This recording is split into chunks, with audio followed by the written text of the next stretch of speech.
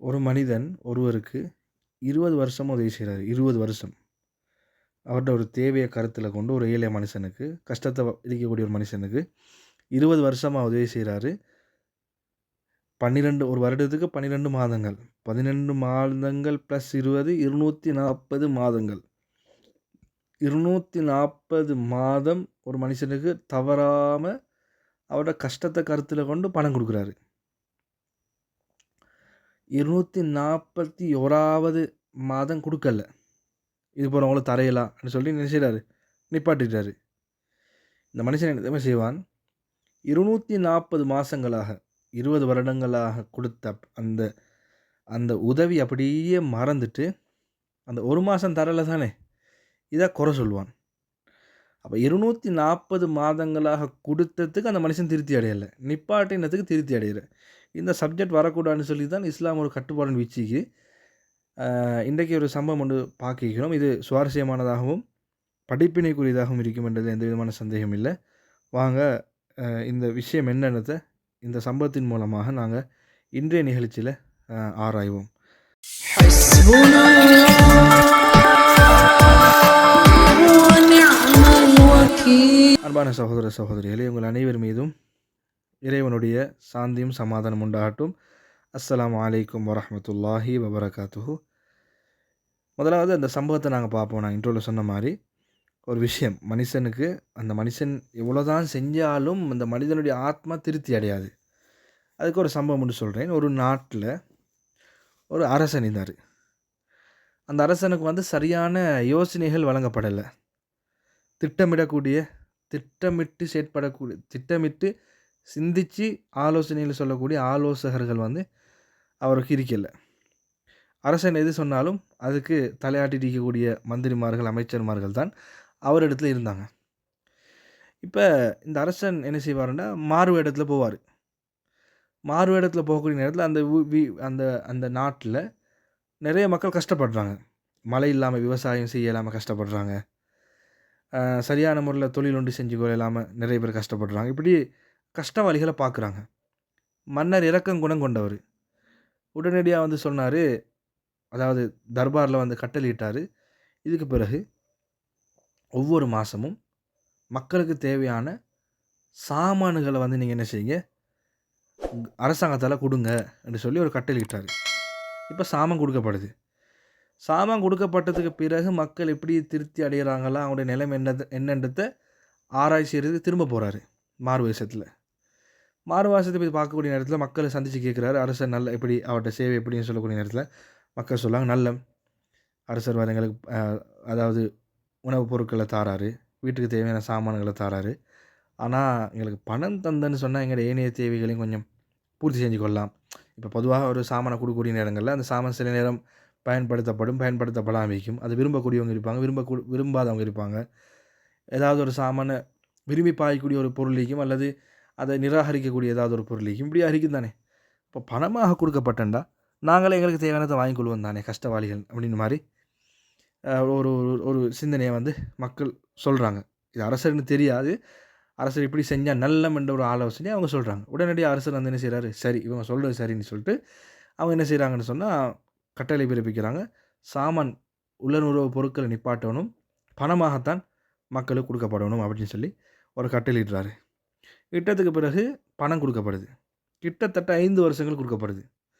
5 வருஷங்கள் குடுத்ததுக்கு பிறகு இப்ப திரைசீலையில வந்து பணம் இல்லா போகுது.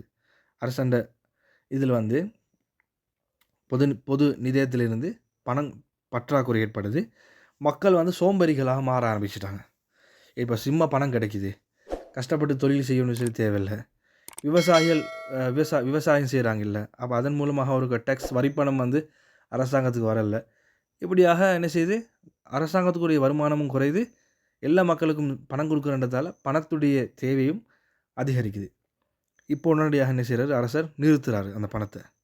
நிறுத்திட்டு போய் பார்க்குறாரு, மாறுவேஷத்துல போய் பார்க்குறாரு. என்ன செய்றாங்க இவங்கன்னு சொல்லி பார்க்கக்கூடிய நேரத்துல, அந்த மக்கள் அந்த அரசன எப்படியெல்லாம் திட்டி தீர்க்க முடியுமோ அப்படியெல்லாம் திட்டி தீர்க்கிறாங்க. "அட 5 வருஷமா எங்களுக்கு ஃபெஸ்ட்டுக்கு சாமான் தந்தாரு. அத நாங்க மக்கள் பார்க்கல. 5 வருடங்களாக பணம் தந்தாரு. அத மக்கள் பாராட்டவும் இல்ல. கஷ்டத்தின் காரணமாக பணத்த குடுக்கல. அதுக்கு மக்கள் அதெல்லாம் மறந்துட்டு திட்டி தீர்க்கிறாங்க. இந்த செயற்பாடு வந்து அரசனுக்கு மிகவுமே ஒரு மன பாதிப்பை என்ன செய்யுது? உருவாக்குது. பட் இவ்வளோ எல்லாம் எங்கட பாஷையில சொல்றேன்னா, இவ்வளோ எல்லாம் செஞ்சும் நன்றி கெட்டவனா அழைக்கிறானுங்களே என்று சொல்லி அவரோட உள்ளம் மிகவுமே பாதிப்புக்குள்ளாகுது. ஆகக்கூடிய நேரத்தில ஒரு யாசகர் அவரிடத்துல போய் கேட்குறாரு, "இப்படித்தான் பாரு." இப்ப மாறு வேஷத்துல இருக்கிறாரு. "ஆ அரசர் இப்படியெல்லாம் செஞ்சும் மக்கள் திட்டு தீர்க்கிறாங்களே, நீ என்ன என்ன என்ன உன்ட நிலைப்பாடுன்னு?" சொல்லி கேட்கக்கூடிய நேரத்தில, ஏதோ ஒரு அங்க அடையாளத்த வச்சு அரசர அந்த அந்த அந்த யாசகர் வந்து அரசர கண்டுபிடிக்கிறாரு. கண்டுபிடிச்சு சொல்றாரு, "அரசரே, நான் வெளித்தோற்றத்தில் யாசகரா இருக்கிறேன். ஆனா எனக்கு நிறைய அனுபவங்கள், அறிவு இருக்கின்றது. என்னுடைய குடும்ப கஷ்டத்தின் காரணமா தான் நான் யாசகம் கேட்கிறேன். ஆனா நீங்க மகாராஜா, அரசன்றத நான் இப்படியே கண்டுபிடிச்சுட்டேன். நீங்க செஞ்சது எவ்வளோ பெரிய தவறு அரசரே! என்ன தவறு நான் செஞ்சேன்னு?" அவர் கேட்குறாரு. நீங்க என்ன செஞ்சீங்க? மக்கள் கஷ்டத்தில இருக்கக்கூடிய நேரத்தில நீங்க என்ன செஞ்சுக்கணும்னா, நீங்க அவங்கள சுயமா தொழில் செய்ய விட்டிக்கணும். எப்படி? தொழில் செய்யக்கூடிய ஒருத்தருக்கு வசதி இல்லையா? பணத்த கொடுத்து இந்த தொழிலை செய் என்று சொல்லி நீங்க வழிகாட்டிக்கணும். மீன்பிடி துறையில இருக்கக்கூடிய அந்த மக்கள போய் நீங்க என்ன செஞ்சுக்கணும்? பணத்த குடுத்து, படக வாங்கி குடுத்து, வலைய வாங்கி குடுத்து என்ன செஞ்சுக்கணும்? மீன் பிடிக்க கத்துக் குடுத்திக்கணும். நீங்க என்ன செஞ்சீங்க? ராணுவத்த வச்சு தான் மீன் பிடிச்சீங்க. அந்த விஷயத்த நான் சொல்ல மறந்துட்டேன். அவர் ராணுவத்த வச்சு தானே அவர் என்ன செஞ்சாரு? மீன்கள பிடிச்சு மக்களுக்கு குடுத்தாரு. அப்ப நீங்க இத என்ன செஞ்சுக்கணும்? ராணுவத்த வச்சு மீன் பிடிக்கிற விஷயத்தில ராணுவத்த வச்சு நாட்ட பாதுகாக்கக்கூடிய வேலைய செஞ்சுட்டு, நீங்க என்ன செஞ்சுக்கணும்? அந்த விஷயத்த மக்களுக்கு என்ன செஞ்சுக்கணும்? நீங்க பழக்கியிருக்கணும். அவங்க ஆட்டோமேட்டிக்கா அத செஞ்சு கொண்டு போகக்கூடிய நேரத்தில பணத்த கையில பார்க்கக்கூடிய நேரத்தில அவங்களுக்கு ஆசை, ஆர்வம் வரும். அவங்க தொடர்ச்சியா என்ன செய்வாங்க? அவங்களோட சொந்த சொந்த கால்ல என்ன செஞ்சுப்பாங்க? நின்றுப்பாங்க. நீங்க என்ன செஞ்சீங்க? நீங்க தான் சோம்பேறிகளாக அந்த மக்கள மாத்தினது நீங்க தான். நீங்க பாருங்க அரசரே, இவ்வளோ காலம் உதவி செஞ்சீங்க. எங்களுக்கு அரசர் 5 வருஷமா பணம் தந்தாருன்னு சொல்லி யாரும் பார்க்கல. 1 மாசம் தரல்லையே, அவருக்கு என்ன குறைஞ்சா போயிடும். எங்கள கஷ்டம் துன்பம் விளங்கல்லையான்னு சொல்லி திட்டி தீர்க்கக்கூடிய மக்கள தானே நீங்க பார்க்குறீங்கன்னு சொல்லி, அவர் ஒரு விஷயத்த யாசகர் சொல்றாரு. அதேபோல தான் அரசரோட அறிவு கண் திறக்கப்படுது. உடனடியாக மக்கள அந்தந்த துறையில இருக்கக்கூடிய மக்கள தேர்ந்தெடுத்து, அந்தந்த துறையில அவங்க என்ன செய்றாங்க? பயிற்சி குடுத்து, நாட்ட வளமாக்கினதாக வரலாறுகள் சொல்லுது. அதாவது இஸ்லாமும் அதுதான் சொல்லுது. நீங்க ஜகாத் குடுக்கணும். பிச்சைக்காரன் ஜகாத் குடுக்கக்கூடாது. அண்மையில கூட நான் வழமையாக அ ஒவ்வொரு பயான்கள்லையும் சொல்லக்கூடிய விஷயம் ஒன்று தான். அதே மாரி பொதுவாக சொல்லக்கூடிய விஷயம் தான். இந்த செலாக்கள் இருக்கிறாங்க பிச்சைக்கார ஜகாத் குடுப்பாங்க. மன்னிச்சுக்கொள்ளணும் இந்த வார்த்தைய சொல்றதுக்கு. என்ன செய்வாங்கன்னா, போலியில் நிப்பாட்ட ரூ. 5000 5000 10,000 10,000 குடுப்பாங்க. நாங்க சொல்லக்கூடிய விஷயம் என்னன்னா, இந்த 5000 5000 குடுக்குறீங்களா? 100 பேருக்கு குடுக்குறீங்களா? எத்தன? 5000ன்னு சொல்லி 100 பேருக்கு குடுத்தா எத்தன வருது?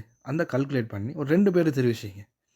தெரிவு செஞ்சு தைக்கக்கூடிய ஒருத்தரா, தையல் தொழில் செய்யக்கூடிய ஒருத்தரா, அவருக்கு தேவையான மெஷின வாங்கி குடுங்க. அல்லது மீன் பிடிக்கக்கூடிய ஒருத்தரா, அவருக்கு தேவையான படக வாங்கி குடுங்க. அல்லது ஏதாவது ஒரு தொழில் செய்யக்கூடிய ஒருத்தரா, அவருக்கு அந்த முதலீடா குடுத்து, அவர சொந்த கால்ல நிக்க வைங்க. யாசகர்களா மாத்தக்கூடாது மக்கள. நீங்க மாத்திட்டு நீங்க எவ்வளோ தான் நல்லது செஞ்சாலும், நீங்க அதான் நான் சொன்னேன்.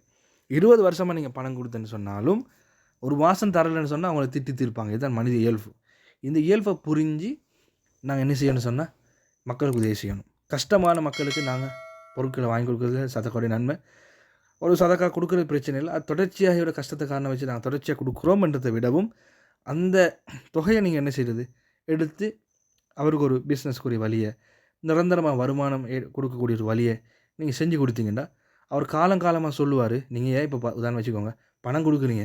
நான் சொன்ன மாரி 20 வருஷம் குடுத்துட்டு, 1 மாசம் குடுக்கல திட்டி தீர்ப்பாங்க. ஆனா நீங்க அவர் கஷ்டத்துல இருக்கிற நேரத்துல போயிட்டு ஒரு தொழில குடுத்து பாருங்க. கடைசி வரையும் சொல்லுவாங்க. அவரு எனக்கு வழிகாட்டினதால தான் இன்னைக்கு நான் நல்லா நிக்கிறேன். அவரு செஞ்ச உதவியால தான் இன்றைக்கு நான் நல்லா நிக்கிறேன்னு சொல்லி மனிதர்கள் சொல்லுவாங்க. இதுதான் மனித இயல்பு.